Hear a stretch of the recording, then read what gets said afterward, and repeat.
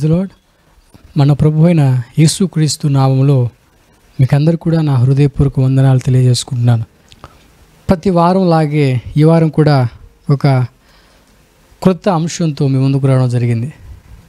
ఒక అంశం ద్వారా మనం ఒక దేవుని మాటని మనం ధ్యానం చేసుకుందాం. దేవుని ఒక వాక్యానికి ఉన్న విశిష్టత ఏంటిదంటే, లేకపోతే దేవునికి ఉన్న వాక్యానికి ప్రత్యేకత ఏంటిదంటే, నా సందర్భం, నా యొక్క సిచ్యువేషన్ ఏంటిదో మీకు తెలియదు, మీ యొక్క సిచ్యువేషన్ ఏంటిదో నాకు తెలియదు, కానీ దేవుడు మాట్లాడితే మనందరి జీవితాలు కూడా అది సరిపోతుంది.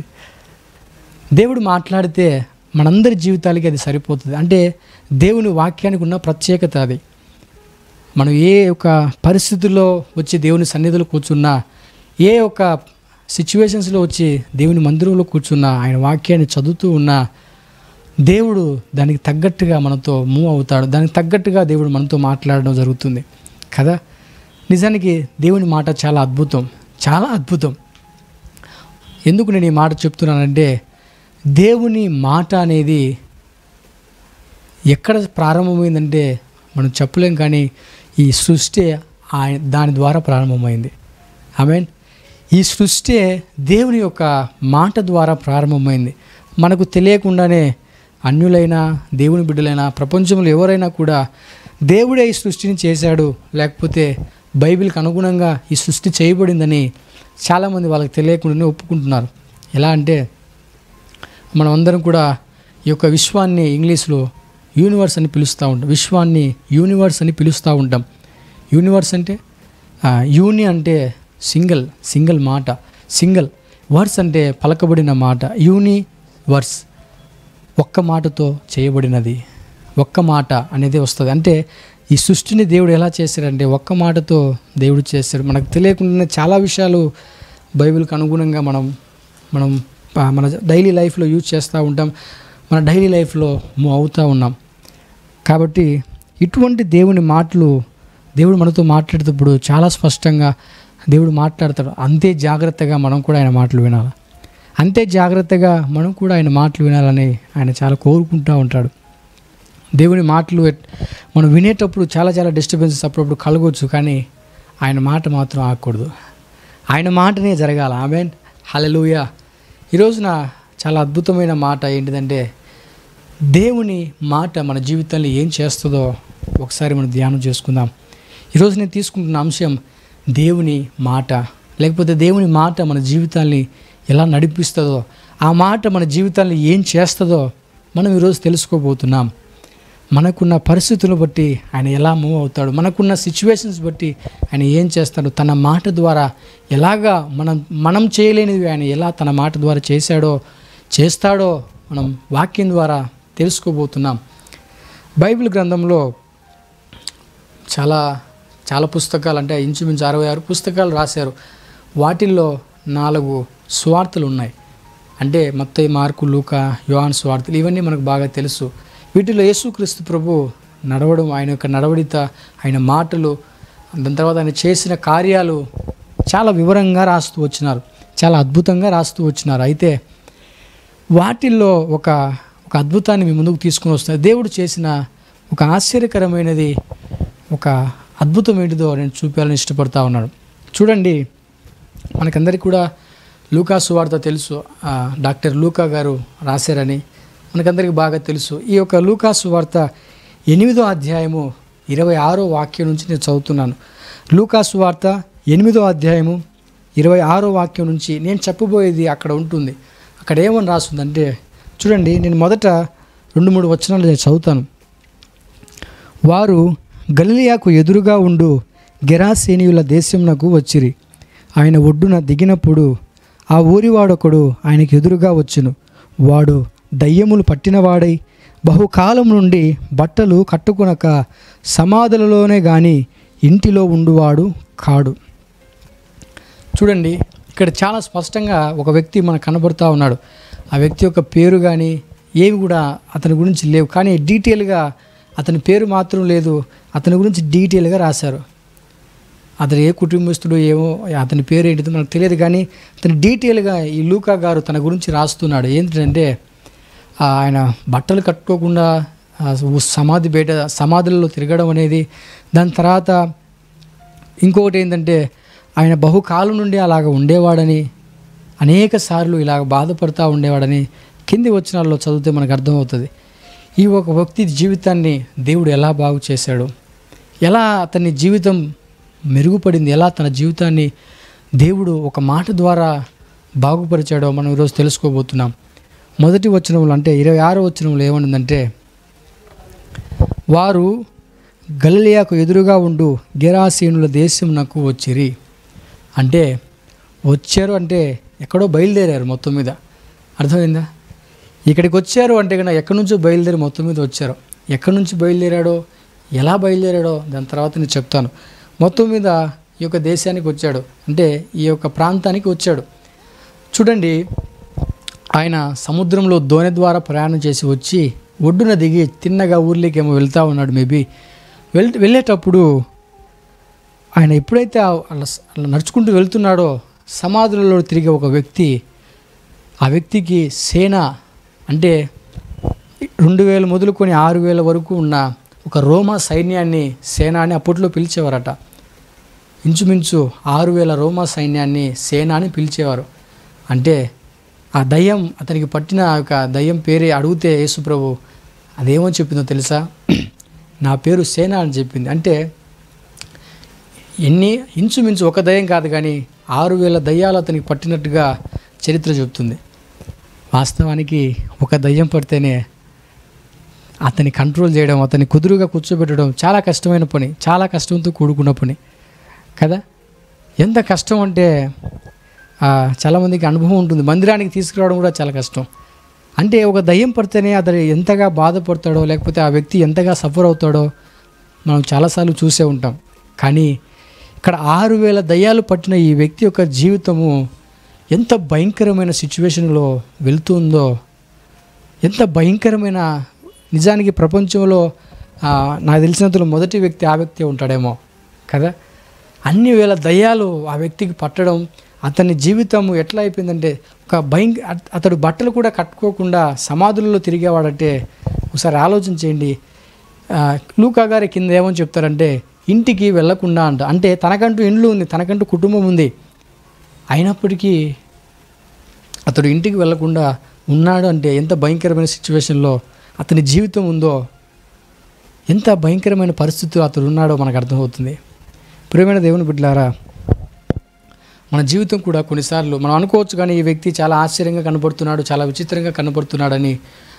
ఆత్మీయ జీవితంలో లేకపోతే మన వ్యక్తిగత జీవితంలో మన జీవితానికి మనకే కొన్ని తెలుసు, కొన్ని పర్సనల్స్ ఉంటాయి. ఎవరికి కూడా తెలియకపోవచ్చు. మేబీ కుటుంబస్తులకు, మనతో ఉన్న వాళ్ళకి మన గురించి పూర్తిగా తెలియకపోవచ్చు. మన జీవితం ఏంటిదో మనకు బాగా తెలుసు కదా.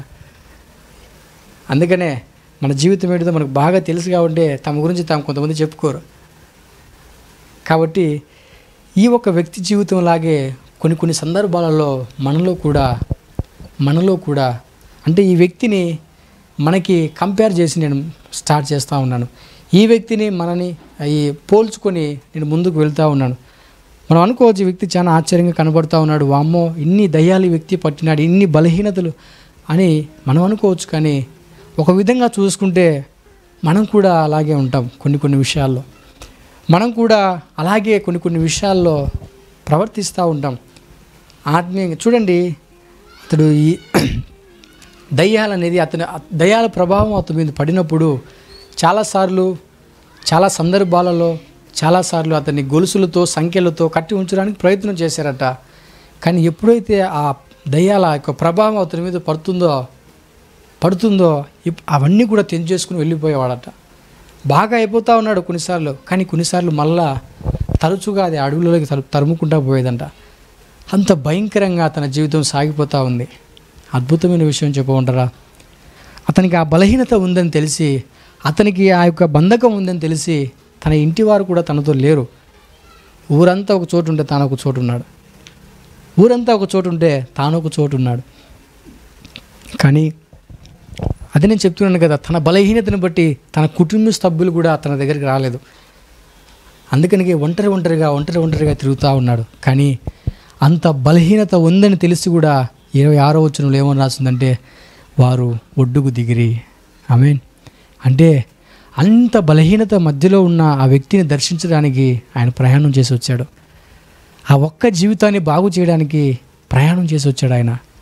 ప్రేమైన దేవుని బిడ్డలారా, మనలో కూడా కొన్ని చెప్పుకోలేని బలహీనతలు ఉంటాయి. కొన్ని బలహీనతలు మనల్ని బంధిస్తూ ఉంటాయి. అవి ఆధ్యాత్మికంగా మనల్ని ఎదగనివ్వవు. అవి ఆధ్యాత్మికంగా మనం ఎదుగుదామన్నా, ఒక అడుగు వేద్దామన్నా కూడా ఎక్కడో మళ్ళీ వెనక్కి లాగుతూ ఉంది. ఆ వ్యక్తి కూడా అతడు బాగుపడాలని చెప్పి ఆ వ్యక్తే కాదు, ఆ వ్యక్తితో పాటు ఉన్నవారు అతని సంఖ్యలతో కట్టేశారంట. ఇప్పటికైనా కామైపోతాడేమోలే అని. కానీ ఎప్పుడైతే ఆ దయ్యాలు అతని మీద ప్రభావం చూపుతూ ఉన్నాయో ఆ సంఖ్యలన్నీ తెగిపోతూ ఉన్నాయంట. నేను చెప్పేది ఏంటంటే, ఈవెన్ మన తోటి వాళ్ళు కూడా మన కోసం ఎన్నో ప్రయత్నాలు చేస్తారు, మనకి ఏదో ఒక సహాయం చేస్తారు, మనకి ఏదో ఒక మాట సహాయం చేస్తారు. కానీ అవి కూడా ఫెయిల్ అయిపోవచ్చేమో. కానీ దేవుని మాటలో ఉన్న శక్తి ఏంటిదో నేను ఇప్పుడు మీకు తెలియపరచాలని ఇష్టపడుతున్నాను. ఎప్పుడైతే ఆయన ఒడ్డుకు దిగినాడో, అట్లా అడిగేసినాడో, సమాధుల నుంచి తరుముకుంటూ వచ్చిన ఆ దయ్యాలు ఆయన దగ్గరికి వచ్చి అంటాడు, సర్వోన్నతుడైన దేవుని కుమారుడా, మాతో నీకేం పని? వాస్తవానికి యేసు ప్రభు అతని దగ్గరికి వెళ్ళలేదు. ఆయన తన మార్గాన తను వెళ్తూ ఉంటే అవే ఆయన దగ్గరికి వచ్చే సర్వోన్నతుడైన దేవుని కుమారుడా అని పిలుస్తూ ఉన్నాయి. ఇక్కడ ఆగుదామా? సర్వోన్నతుడైన దేవుని కుమారుడా. నేను చెప్పేది ఏంటంటే, నేను ఒక మాట చెప్పాలని ఇష్టపడుతున్నాను. యేసు ప్రభు ఆయన మీద మనకున్న అభిప్రాయం ఏంటిదంటే, తండ్రి పంపించే వచ్చాడు, తండ్రి చిత్తాన్ని చేయడానికి వచ్చాడని. అంతెందుకండి, యేసు ప్రభువే తానే ఎన్నోసార్లు తన బోధలో చెప్పాడు, తండ్రి చిత్తాన్ని చేయడానికి నేను ఈ భూమి మీదకి వచ్చానని, తండ్రి యొక్క మాటను నెరవేర్చడానికి నేను వచ్చానని చాలాసార్లు యేసు ప్రభు చెప్పడం మనకు తెలుసు. కానీ ఒక విషయం తెలుసుకోండి, యేసు ప్రభువే కాదు కానీ తండ్రి చిత్తాన్ని చేయడానికి నువ్వు నేను వెళ్ళినా కూడా ఏం జరుగుతుందంటే, ఇది ఇప్పుడు మీకు నేను తెలియపరుస్తాను. సర్వోన్నతుడైన దేవుని కుమారుడా అని దయ్యాలు సంబోధిస్తూ ఉన్నాయి. ఇదే యేసుక్రీస్తు ప్రభు గురించి ఆయన పుట్టక ముందే ఒక దేవదూత వచ్చి మరితో చెప్తుంది, తన ప్రజలని వారి పాపముల నుండి ఆయనే వారిని రక్షిస్తాడు అని చెప్తూ చాలా మాటలు చెప్తూ ఒక మాట అంటుంది, మరియతో చెప్తుంది ఈ మాట, ఆయన సర్వోన్నతుడైన దేవుని కుమారుడు అనబడతాడంట. హల్లెలూయా! సర్వోన్నతుడైన దేవుని కుమారుడు అనబడతాడు అని యేసు ప్రభు పుట్టక ముందే ఒక దేవదూత మరియతో చెప్పింది. 32 సంవత్సరాల తర్వాత ఇంచుమించు 32 సంవత్సరాల తర్వాత ఆ మాట ఇక్కడ జరిగింది. దయ్యాలు చెప్తున్నాయి, సర్వోన్నతుడైన దేవుని కుమారుడా, మాతో నీకేం పనయ్యా? దేవుని చిత్తానుసారంగా అడుగులు వేస్తూ ఉన్నాడు. ప్రియ దేవుని బిడ్డలారా, మనం కూడా తన చిత్త ప్రకారంగా మనం అడుగులు వేస్తే తనని తాను ప్రూవ్ చేసుకుంటాడు. ఆమేన్. తనని తాను నిరూపించుకుంటాడు. నేను నీకు తోడుగా ఉన్నాను నిరూపించుకుంటాడు. ఆ ప్రారంభంలో ఏ వాగ్దానం అయితే చేశాడో, ప్రారంభంలో ఏ మాట అయితే చెప్పాడో, దాని ముగింపులో కూడా దాన్నే తెలియపరుస్తాడు. ఆమేన్. హల్లెలూయా. మనుషులు కాదు, దయ్యాలు చెప్తున్నాయి, సర్వోన్నతుడైన దేవుని కుమారుడా. నిజానికి దేవుని చిత్త ప్రకారంగా మనం అడుగులు వేస్తే దేవుడు చూపించే సిమ్టమ్స్ లేకపోతే సింబల్స్, ఆ యొక్క గుర్తులు తాను ప్రూవ్ చేసుకుంటాడు నేనే అని. దయ్యాలు చెప్తా ఉన్నాయి, సర్వోన్నతుడైన దేవుని కుమారుడా. నేను చెప్పేది ఏంటంటే, ఆయన సర్వోన్నతుడంట. ఏమంట? సర్వానికి ఉన్నతుడంట. దయ్యాలు ఒప్పుకుంటున్నాయండి, పాతాళంలో తిరిగే దయ్యాలు ఒప్పుకుంటున్నాయి ఆయన సర్వోన్నతుడని. తనతో పాటు ఉండే చుట్టుపక్కలలో మనుషులు చెప్పలేకపోయినారు ఆయన సర్వోన్నతుడని. అంతెందుకు, ఆ 12 మంది శిష్యులు ఆయనతో పాటు రాత్రింబగలు ఆయనతో పాటు ఉండేవాళ్ళు. కానీ ఏ రోజు కూడా ఆయన సర్వోన్నతుడని చెప్పలేకపోయినారు, సాక్ష్యం లేకపోయినారు. అంత అవిశ్వాసంలో ఉన్నామా మనం కూడా అంతే కదా. ప్రతి ఆదివారం మందిరానికి వెళ్తూ ఉంటాం, ప్రతిరోజు ప్రార్థన చేస్తాం, ప్రతిరోజు వాక్యం చదువుతాం, ఆయన సర్వోన్నతుడని మనం తెలుసుకోలేకపోతున్నాం. దయ్యాలు ఒప్పుకుంటున్నాయి. ఆలోచించేయండి, ఎక్కడ మన పరిస్థితి, ఎక్కడ మన ఆత్మీయ స్థితి ఉన్నదో. పాతాళంలో తిరిగే దయ్యాలు చెప్తున్నాయి, దేవుని సన్నిధిలో తిరిగే మనం చెప్పలేకపోతున్నాం. ఆయన సర్వోన్నతుడు. నాకు తెలిసిన ఒక అర్థం ఏంటిదంటే, ప్రతిదానికి ఒక అధికారి ఉంటాడు. మనలాంటి సామాన్యమైన ప్రజలకి ఒక అధికారి పైన ఉంటాడు. సర్వోన్నతుడు అంటే మనకులాగా సామాన్యంగా ఉండే జనాలపైన అధికారం చూపించేవాడు కాదు, మనపైన అధికారి ఉంటాడని చెప్పానే. ఆ అధికారుల కంటే అధికారి, వాళ్ళకి అధికారం ఉంటారు చూసారా, ప్రతిదానికి అధికారం చూపించే వాళ్ళే ఆయనని. అందుకని ఆయనకు ఒక పేరుంది, సర్వాధిపతి అని. మనకున్న ప్రతి దానికంటే కూడా ఆయన ఉన్నతమైన వాడు, అందుకనే సర్వోన్నతుడు అని పిలిచారు ఆయనని. మనం ఎదుర్కొనే పోరాటాలకి, మనం ఎదుర్కొనే సమస్యలకి, what ever hour challenge, what ever our troubles, మన యొక్క ఇబ్బంది ఏదైనా కావచ్చు, మన సమస్య ఏదైనా కావచ్చు, మన ముందున్న మనం ఫేస్ చేసే ఏ యొక్క ఛాలెంజ్ అయినా కావచ్చు, దానికంటే ఉన్నతమైన వాడంట. ఆమేన్. దానికంటే ఉన్నతమైన వాడు కనుక అందుకనే ఆయనకు సర్వోన్నతుడని పేరు వస్తుంది. దాని తర్వాత జరిగింది ఏంటంటే, సర్వోన్నతుడైన దేవుని కుమారుడా, మాతో నీకేం పని, మమ్మల్ని నాశనం చేయొద్దని. దాని తర్వాత మీరు చదవండి, నేను చెప్తా వస్తాను, కథనాపూర్వకంగా అంతా కూడా నేను వివరిస్తూ వస్తున్నాను. దయ్యం చెప్తుంది, సర్వోన్నతుడైన దేవుని కుమారుడా, నాతో నీకేం పని, మమ్మల్ని నశింపజేయడానికి వచ్చావా అని. ఎందుకు ఈయనే చెప్పిందంటే, ముందే యేసు ప్రభు దానికి చెప్పాడు. ఏమనంటే, ఈ మనుషుని విడిచిపెట్టి బయటికి రమ్మని యేసు ప్రభు చెప్పినట్లుగా లేఖనాలు చెప్తున్నాయి. ఎప్పుడైతే దానికి ఆజ్ఞాపించాడో, దయ్యాలు చూడండి ఆయనను వేడుకుంటున్నాయని బైబిల్లో రాశారు. ఇంచుమించు ఇంకొక మాటలు ఏమో చెప్పొచ్చో తెలుసా, ప్రార్థన చేస్తున్నాయంట. ప్రార్థన చేస్తున్నాయా, మమ్మల్ని బయటికి రానివద్దు, దయచేసి మమ్మల్ని నాశనం చేయొద్దు అయ్యా. చూడండి, దయ్యాలు ఆయన దగ్గర ప్రార్థన చేస్తున్నాం, దయ్యాలు తన దగ్గర ప్రార్థన చేస్తున్నాయి. మనము మన వ్యక్తిగత జీవితం కోసం, అయ్యా నా జీవితంలో నీ చిత్తం ఏదని మనం ఆయన దగ్గర అడుగుతున్నామా? అయ్యా నా జీవితం ఏమైపోతుందో ఒకసారి నాకు చెప్పు, ఆయన ప్రార్థన చేయగలుగుతున్నామా? నాతో ఉన్న వాళ్ళ వీళ్ళ పరిస్థితి ఏంటిదయ్యా అని మనం ప్రార్థన చేయగలుగుతున్నామా? ఒకసారి ఆలోచన చేయండి. దయ్యాలు ఆయన దగ్గర ప్రార్థన చేస్తుంది, మనం చేయలేకపోతున్నాం. దాని తర్వాత చాలామంది ఏమనుకుంటారంటే, దయ్యాలు చాలా పవర్ఫుల్ అనుకుంటారు, దయ్యాలు చాలా శక్తివంతమైనవి అనుకుంటారు కదా. మనుషులుగా మనమైతే అదే అనుకుంటాం, దయ్యాలు చాలా బలమైనవి, చాలా పవర్ఫుల్ అవి అనుకుంటూ ఉంటాం. నిజమే కాదండి. కానీ ఎప్పుడైతే ఆ దయ్యానికి దేవుడు ఆజ్ఞాపించాడో, అయ్యా దయచేసి పాతాళానికి మమ్మల్ని పంపించొద్దని, కనీసం ఆ పందులలోకైనా పంపి అయ్యా అని వేడుకున్నాయో, ఆయన ఎప్పుడైతే ఆజ్ఞాపించేశాడో ఆ దయ్యాలన్నీ పందుల గుంపులోకి వెళ్ళిపోయినాయంట. అంటే దేవుని ఆజ్ఞకు దయ్యాలు లోబడుతున్నాయి, దేవుని మాటకు దయ్యాలు లోబడుతున్నాయి.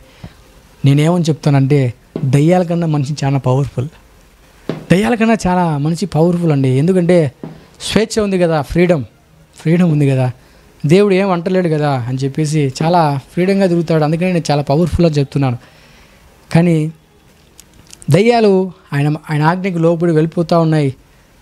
మనిషి తను చెప్పిన ఆయన ఆజ్ఞని పాటించడు, ఆయన నోటి నుంచి వచ్చిన మాటని పాటించడు కదా. తన మాటలో ఎంత శక్తి ఉందంటే, ఒక్కడు నిలబడుకున్నాడు దేవుని చిత్తాన్ని చేయడానికి చేసే ఒకే ఒక్క వ్యక్తి అక్కడ యేసు ప్రభు మాత్రమే. దేవుని మీద ఆధారపడగలిగి, దేవుని మీద విశ్వాసం ఉంచి ఆయన చిత్త ప్రకారంగా ముందుకు వెళ్ళే ఒకే ఒక్క వ్యక్తి, అక్కడ ఉన్న వ్యక్తి ఆయన యేసు ప్రభువే. 12 మంది శిష్యులు కూడా కాదు. ఎందుకు నేను ఈ మాట చెప్పానంటే, దానికంటే ముందు జరిగిన సన్నివేశంలో యేసు ప్రభు శిష్యులకే అంత విశ్వాసం ఉంటే, ఆ రోజు రాత్రి అంటే ముందు రోజు రాత్రి, ఈ యొక్క సన్నివేశం జరిగిన ముందు రోజు రాత్రి గాలి తుఫాను ఎదురైనప్పుడు వాళ్ళు ఆయన లేపేవాళ్ళు కాదు, ప్రార్థన చేసేవాళ్ళు. ప్రాణభయం ఉండేది కాదు, ప్రార్థన చేసేవాళ్ళు. కాబట్టి అంత పెద్ద విశ్వాసపరులేం కాదు. కానీ యేసు ప్రభు ఒక్కడే అక్కడ దేవుని మీద ఆధారపడగలిగిన వ్యక్తి, దేవుని మీద విశ్వాసం ఉంచగలిగిన వ్యక్తి, దేవుని చిత్తాన్ని చేసే ఒకే ఒక వ్యక్తి ఒక్కడే. ఈ పక్క సేనా దయ్యాలు ఎన్ని ఉన్నాయో తెలుసా? ఇంచుమించు 6,000 దయ్యాలు ఆయన దగ్గర మోకరించి వేడుకుంటున్నాయంట. 6,000 దయ్యాలు. నేను చెప్పాను కదా, ఒక్క రోమా సైన్యాన్ని, ఒక 6,000 మంది ఉన్న రోమా సైన్యాన్ని సేనా అని పిలుస్తారు. 6,000 మంది సైన్యం ఆయనకు ఎదురుగా ఉంది, అగెయిన్స్ట్గా ఒక్కడే ఉన్నాడు. ప్రియ దేవుని బిడ్డలారా, మన దేవుని చిత్తానికి విధేయత చూపించి నిలబడితే మాత్రం ఆ పక్క ఎంత పెద్ద శ్రమ అయినా సరే, ఆ పక్క ఎంత పెద్ద మనుషులైనా సరే మన దగ్గర మోకరిస్తారు. ఎందుకంటే దేవుడు మనకు తోడుగా ఉన్నాడు కాబట్టి. ఆ పక్క ఎంత పెద్ద పరిస్థితి అయినా సరే అది వంగవలసింది. అందుకని పౌలు అంటాడు, యేసు నామమున ప్రతి మోకాలు వంగవలసిందే అంట, ప్రతి నాలుక ఒప్పుకోవాల్సిందే. ఆయన మనకు తోడుగా ఉంటాడు కాబట్టి. నేనేమో చెప్తున్నానంటే, దేవుని మాటకి ఎంత పవర్ఫుల్ ఉందో, ఇక మీదట కూడా నేను ఎక్స్ప్లెయిన్ చేయబోతున్నాను. చూడండి, ఆ వ్యక్తిని 33వ వచనం నుంచి చదివితే అక్కడ ఏమనుందంటే, చాలాసార్లు అతన్ని సంఖ్యలతో దాని తర్వాత గొలుసులతో కట్టడానికి ప్రయత్నం చేశారంట, కానీ వారి వల్ల కాలేదట. మన ప్రయత్నాల వల్ల చేయలేనిది, ఇతరుల సహకారం ద్వారా మనం చేయలేనిది, దయ్యాలను వెళ్ళగొట్టడానికి లేకపోతే అవి వచ్చినప్పుడు కంట్రోల్ చేయడానికి మనుషులు చాలా ప్రయత్నాలు చేశారు. అతని మీద చాలా ప్రయత్నాలు చేశారు, సంఖ్యలు కట్టారు, ఆ గొలుసులతో కట్టారు, కానీ అవన్నీ కూడా తెంపేసుకొని వెళ్ళిపోయేవాడట. అంటే నేను చెప్పేది ఏంటంటే, అంత బలమైన సంఖ్యలను ఎట్లా తెంపగలిగినాడో కదా, అంత బలమైన సంఖ్యలను ఎంత సింపుల్గా అట్లా తెంపేవాడట. తెంపేసి వెళ్ళిపోయి ఆ దయ్యాలు అట్లా ఈడ్చుకుంటూ వెళ్ళిపోయినాయంట. మన జీవితంలో కొన్నిసార్లు ఇలాగే ఉంటుంది. మన బలహీనతలు బట్టి మన తోటి వాళ్ళని సహాయంగా తీసుకుంటాం. వాళ్ళు ఉన్నారేమో, వాళ్ళు హెల్ప్ చేస్తారేమో, వాళ్ళు సహాయం చేస్తారేమో, ఇలాగ మనం అనుకుంటూ ఉంటాం. వాళ్ళు కూడా చేయలేనిది యేసుప్రభు ఎంత గొప్పవాడో తెలుసా? 35వ వచనాన్ని మనం జాగ్రత్తగా చదివితే, అతడు స్వస్థపరచబడి యేసుక్రీస్తు పాదాల దగ్గర కూర్చొని ఆయన మాటలు వింటూ ఉన్నాడంట. యేసుక్రీస్తు ప్రభు అక్కడ నిలబడుకుని ఒక 3 గంటల సేపు ప్రార్థన చేయలేదు, స్తుతి ఆరాధనలు చేయలేదు, 3 రోజులు సభలు పెట్టలేదు. ఆయన ఒకే ఒక్క మాట, తన నోటి నుండి వచ్చిన ఒక్క మాట తన లైఫ్ని యూటర్న్ చేసేసింది. తన లైఫ్ని ఒక గొప్ప స్థాయిలోకి మరణించగలిగింది ఒక్క మాట. ప్రియమైన దేవుని బిడ్డలారా, మన జీవితాల్లో దేవుడు ఏదైనా ఒక అద్భుతం చేయాలనుకుంటే ఒక్క మాట చాలు, ఇనఫ్. ఒక్క మాట సమస్తాన్ని అట్లా సరిచేయగలదు, అది దేవుని మాట. దేవుని యొక్క ఒక్క మాటే చాలు మన జీవితాన్ని బాగు చేయడానికి. ఒక్క మాట చాలు మన జీవితాన్ని సరిచేయడానికి. తన లైఫ్లో ఎన్ని సంవత్సరాలు ఆ ప్రయాసపడినాడో, ఎన్ని సంవత్సరాలు ఆ యొక్క కష్టపడినాడో, దాని గుండా ఆ శ్రమను అనుభవించినాడో మనకు తెలియదు, కానీ ఎన్నో సంవత్సరాలుగా జరగంది అతని జీవితంలో జరిగింది. ప్రియ దేవుని బిడ్డలారా, అతని జీవితంలో చేసిన దేవుడు మన జీవితాల్లో కూడా అద్భుతాన్ని చేయగలడు. మనకున్న బలహీనతలను బట్టి మన ఇంటి వారు కూడా మనం విడిచిపెట్టి వెళ్ళిపోయి ఉండొచ్చు. మనకున్న బలహీనతలను బట్టి, మనకున్న బంధకాలను బట్టి మనం ఒంటరిగా ఉండి ఉండొచ్చు. మనం కొన్ని చేయలేకపోతుండవచ్చు, మనం కొన్ని అడుగులు ముందుకు వేయలేకపోతుండొచ్చు, కానీ ఒక్క మాట మన జీవితాన్ని బాగు చేయగలరు, అది దేవుని మాట. అడగాల ప్రతిరోజు, ప్రభా నీ మాటతో నన్ను బలపరచు ప్రభా, ఒక్క మాట మాట్లాడు ప్రభా, ఒక్క మాట మాట్లాడు ప్రభా, మాట్లాడయ్యా అని ప్రతిరోజు మనం అడుగుతూ ఉండాలి.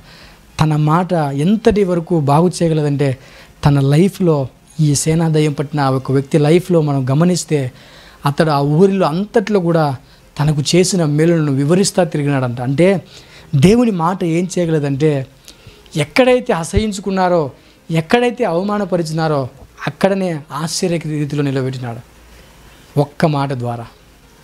ఎక్కడైతే ఏ ఊరిలో అయితే అతన్ని వెలివేసినారో, ఏ ఊరిలో అయితే అతన్ని అసహ్యంగా చూసినారో, ఏ ఊరిలో అయితే అతన్ని అవమానపరిచినారో, అదే ఊరిలో విజయోత్సవాలతో దేవుడు అతన్ని ఊరేగిస్తూ వచ్చినాడు. ఆమేన్, హల్లెలూయా. ఒక సేవ చేసినాడండి. దేవుని ఒక్క మాటలో ఇంత గొప్ప మేలు ఉంది. మన జీవితంలో నేను ఏమని చెప్పాలనుకున్నానంటే, అతన్ని బంధించిన ఆ బంధకాలు, అతన్ని బంధించిన ఆ యొక్క సంఖ్యలు, ఆ యొక్క బంధకాలు, బలహీనతలు అతని చుట్టూ లేవు, తనలో ఉన్నాయి. కొన్నిసార్లు పోరాటాలు కొంతమంది వాళ్ళ ద్వారా వీళ్ళ ద్వారా రావు. మనలో నుంచి మనకే ఒక పోరాటం, మనలో నుంచి మనకే ఏదో ఒక తెలియని ఒక బంధకం, ఏదో ఎక్కడనో వెనకడుగు వేస్తున్నట్లుగా, ఎక్కడనో ఏదో బలహీనత మనం లాగుతున్నట్లుగా, ఎక్కడనో నాకు నేనే ఒక బంధకంగా. అందుకనే చాలామంది అంటారు, నాకంటే నేను అసహ్యం, నాకు నేనే నచ్చనన్నా అంటారు. నాకు నేనే నచ్చను అంటే మన బలహీనతను బట్టి కొన్నిసార్లు మనం చేసి మనకే నచ్చవు. అనేక పర్యాయములు చూడండి. 31వ వచనం నుంచి 30వ వచనం నుంచి నేను చదువుతున్నాను. 30వ వచనం నుంచి నేను చదువుతున్నాను. యేసు నీ పేరు ఏమని వాడిని అడగగా, చాలా దయ్యములు వానిలో చొచ్చి ఉండెను గనుక వాడు తన పేరు సేన అని చెప్పి పాతాళంలోనికి పోవుటకు తమకు ఆజ్ఞాపింపవద్దని ఆయన వేడుకొనను. అక్కడ విస్తారమైన పందుల మంద కొండ మీద మేయుచుండగా ఉండెను గనుక వాటిలో చొచ్చుటకు తమకు సెలవు ఇమ్మని ఆయనను వేడుకొనగా ఆయన సెలవిచ్చాను. చూడండి, ఈ వ్యక్తి చాలా దయ్యానికి పట్టినాయని చెప్పాను కదా, అలాగే చాలా బలహీనతలు మన చుట్టూ ఉండవు, మనలోనే ఉంటాయి. మనలోనే ఉండి మనల్ని ఎంత హీనమైన స్థితిలోకి తీసుకెళ్తాయంటే కనీసం దేవుని ఎదురుగా వచ్చి నిలబడలేని స్థితిలో కూడా తీసుకెళ్ళగలవు ఆ చిన్న చిన్న బలహీనతలు. సేనా దయ్యాలు పట్టిన వ్యక్తి వచ్చి ఆయన దగ్గర నిలబడగలుగుతున్నాడు. ఈరోజు యేసుప్రభు నీ దగ్గరికి వచ్చి, నిజానికి నాకు ఆశ్చర్యం ఏమనిపిస్తుందో తెలుసా, యేసుప్రభు అట్లా ఎంటర్ అయ్యి ఊర్లోకి వెళ్తూ ఉన్నాడు. యేసుప్రభు వీళ్ళ కూడా పేసి అతన్ని పిలవలేదు, పేరు పెట్టి పిలుచలేదు, ఏం చేయలేదు, వెళ్తూ ఉన్నాడు. ఆ వ్యక్తి వచ్చి దగ్గరికి వచ్చి నిలబడి ఆయనతో మాట్లాడుతూ ఉన్నాడు. నేను వేరే కోణంలో మాట్లాడుతూ ఉన్నాను. యేసుప్రభు పిలవకుండానే ఆ వ్యక్తి వచ్చాడు. కానీ దేవుని యొక్క పోలికలో చేయబడిన ఆదామును దేవుడు పిలిచాడు, ఎక్కడున్నావు ఆదామా అని. అంటే దేవుని బిడ్డల్ని పిలిచాల్సి వస్తుంది, ఎక్కడున్నావు, ఏం చేస్తున్నావు, ఎలా ఉన్నావు అని దేవుడు అడగాల్సి వస్తుంది. ఎక్కడున్నావు ఆదామా అని దేవుడు పిలుస్తున్నాడు. అయ్యా నేను చెట్టు చాటున దాక్కొని ఉన్నాను అయ్యా అని చెప్తున్నాడు.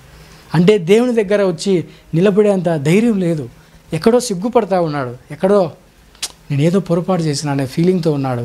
దేవుని స్వారూప్యంలో చేయబడిన ఒక వ్యక్తి, కానీ దయ్యాలు పట్టిన వ్యక్తి ఆయన దగ్గర వచ్చి మాట్లాడగలుగుతున్నాడు. అన్యునికి దేవుని బిడ్డకు ఎంత తేడా ఉన్నదో ఒకసారి జ్ఞాపకం చేసుకుందాం.